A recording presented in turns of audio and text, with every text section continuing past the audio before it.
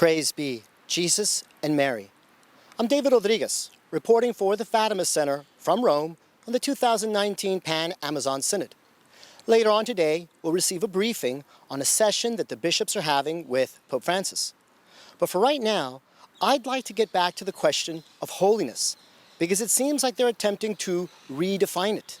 Now, this does follow in line with the quote, I think many of you have heard it. Some of the advisors of Pope Francis have said they're trying to restructure the church into a way that it will no longer be recognizable and which will be irreversible. And just when I thought there might be a little bit of hope, because they started talking about the Amazonian martyrs. So I think to myself, I know history, the Jesuits, Dominicans, Franciscans, so many missionaries came to the Americas to evangelize and lost their lives for Christ. But then we were in the church, Maria di Transportina. It's very close to the Vatican, and it's become the Pan-Amazonian headquarters. And we found some literature there. All of this was some of the official paperwork that was being handed out regarding the Amazon Synod. And then one in particular, it was the thickest of the little books, and it deals with these Amazonian martyrs that they were talking about. So I began to flip through it and to read it to find out who were these individuals. They have pictures and biographies. Let me tell you about 3 of them, although they're representative of all. Sister Dorothy May Stang, who was murdered in 2005. She was a naturalized Brazilian who was basically fighting for the poor and the environment, murdered by landowners and loggers.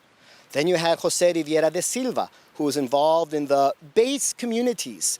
Those are known for being hotbeds of Marxist ideology, masquerading as a Catholic faith under that name of liberation theology. Well, he was murdered with his wife in 2011, again because he was trying to protect the rainforests. Let me give you a direct quote from him. He said, "I will protect the forests at all costs. I live with a bullet in my head at any moment because I denounce the loggers and the charcoal producers." So by his own admission, in a quote in this book, we know why he died. It was not for Christ. There's Edwin Chote, who was murdered in 2014. He was an indigenous leader who again was protesting the deforestation of the Amazon in his tribal region.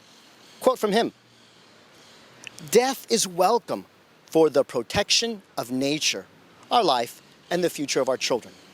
So what we see here is an attempt to call martyrs those who are dying for the earth and the rights of the forest and this ecological conversion.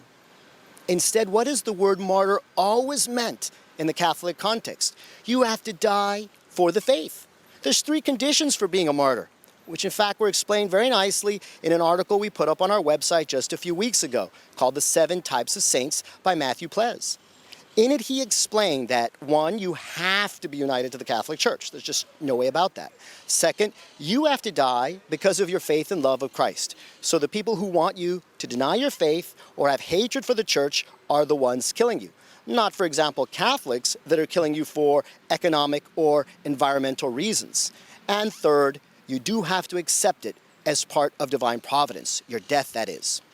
If you're a martyr, we know you go straight to heaven, because your life was an expiation for any punishment, purgatorial punishment, you might have remaining here on earth.